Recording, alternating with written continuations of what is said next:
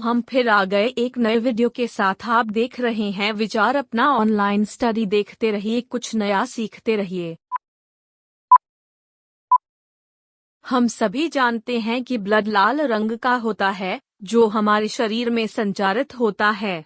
यह लाल रंग का इसीलिए होता है क्योंकि इसमें लाल रंग का एक पिगमेंट है जिसे हीमोग्लोबिन कहते हैं।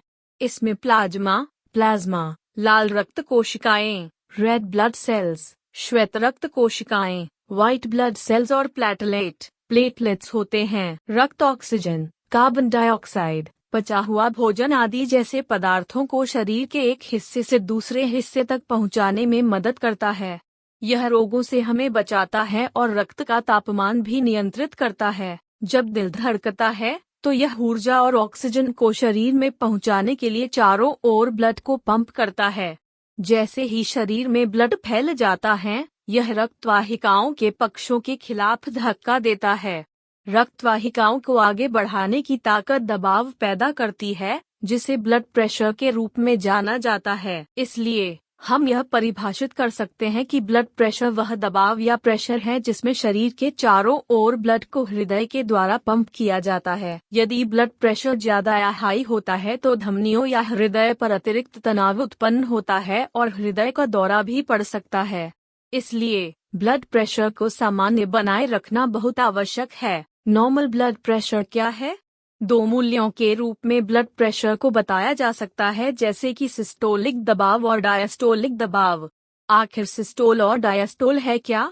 हृदय ब्लड पंप करता है और इस प्रक्रिया के दौरान यह सिकुड़ता और फैलता है। दिल धड़कने के एक चरण में, यानी जब दिल सिकुड़ता है और धमनियों में ब्लड को पंप करता है, उसे सिस्टोल कहा जाता है। और हृदय की हड्डियों के चरण में, जब हृदय फैलता है या रिलैक्स होता है और चेम्बर्स को ब्लड से भरने की अनुमति देता है, तो उसे डायस्टोल कहा जाता है। संकुचन चरण के दौरान अधिकतम दबाव जिस पर मुख्य धमनी के माध्यम से हृदय ब्लड को छोड़ देता है, उसे सिस्टोलिक दबाव कहा जाता है। हृदय के रिलैक्स या विस्तार चरण के दौरान धमनियों के न्यूनतम दबाव को डायस्टोलिक दबाव कहा जाता है। सिस्टोलिक दबाव 120 मिलीमीटर Hg है, डायस्टोलिक दबाव 80 मिलीमीटर Hg है। इसलिए नॉर्मल ब्लड प्रेशर 120/80 होता है, लेकिन यह समय समय पर और व्यक्ति में भिन्न हो सकता है। हाई ब्लड प्रेशर को हाइपरटेंशन के रूप में जाना जाता है। यह धमनियों या धमनी के संकुचन के कारण होता है, जिससे ब्लड प्रवाह के प्रतिरोध में वृद्धि होती है। इससे धमनियां टूट सकती है और आंतरिक रक्तस्राव भी हो सकता है। यह विभिन्न स्वास्थ्य समस्याओं को भी बढ़ावा देता है। कैसे ब्लड प्रेशर मापा जाता है? ब्लड प्रेशर को स्फिग्मोमैनोमीटर उपकरण द्वारा मापा जाता है। ब्लड प्रेशर या रक्तचाप को मापने के लिए निम्न चरण इस प्रकार हैं। सबसे पहले जिस व्यक्ति के ब्लड प्रेशर को मापना है, उस व्यक्ति की बाह के चारों ओर से रबर के पट्टे को लपेट देते हैं। फिर ब्रेकियल धमनी में 200 मिलीमीटर Hg के दबाव से हवा को पंप करते हैं और रबर का पट्टा बढ़ जाता है।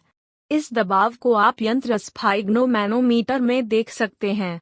इस समय जब स्टेथोस्कोप को हाथ की धमनी पर रखा गया तो कोई आवाज नहीं सुनाई दी। अब रबर के पट्टे के दबाव को डिफ्लेटिंग द्वारा कम किया जाता है और धमनी पर रखे गए स्टेथोस्कोप के माध्यम से पट्टे के दबाव से पहली टेपिंग ध्वनि सुनाई देती है, तो वह सिस्टोलिक दबाव कहलाती है। जब रबर के पट्टे के दबाव को और अधिक डिफ्लेटिंग द्वारा कम किया जाता है और धमनी पर रखे गए स्टेथोस्कोप के माध्यम से पट्टे के दबाव से टेपिंग ध्वनि गायब होती हुई सुनाई देती है, तो वह डायस्टोलिक दबाव कहलाती है। इस तरह ब्लड प्रेशर या रक्तचाप मापा जाता है। इसे ऐसे भी समझ सकते हैं कि जब रबर के पट्टे द्वारा हाथ में 200 मिलीमीटर Hg का उच्च दबाव दिया जाता है, तो ब्रेकियल धमनी बंद हो जाती है और इसमें कोई ब्लड प्रवाह नहीं होता है।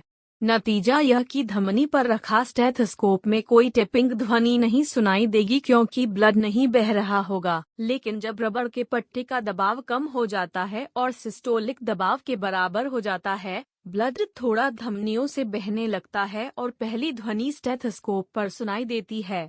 इसके अलावा जब रबर के पट्टे से दबाव कम हो जाता है और डायस्टोलिक दबाव के बराबर हो जाता है, तो धमनी पूरी तरह से खुल जाती है, ब्लड बहता है और ध्वनि अंततः गायब हो जाती है। अगर हमारा वीडियो आपको अच्छा लगा हो तो इसे लाइक करें, शेयर करें। अगर आप हमारे चैनल पर नए हैं तो हमारे चैनल को सब्सक्राइब करना ना भूलें। मिलते हैं नेक्स्ट वीडियो में, तब तक के लिए धन्यवाद।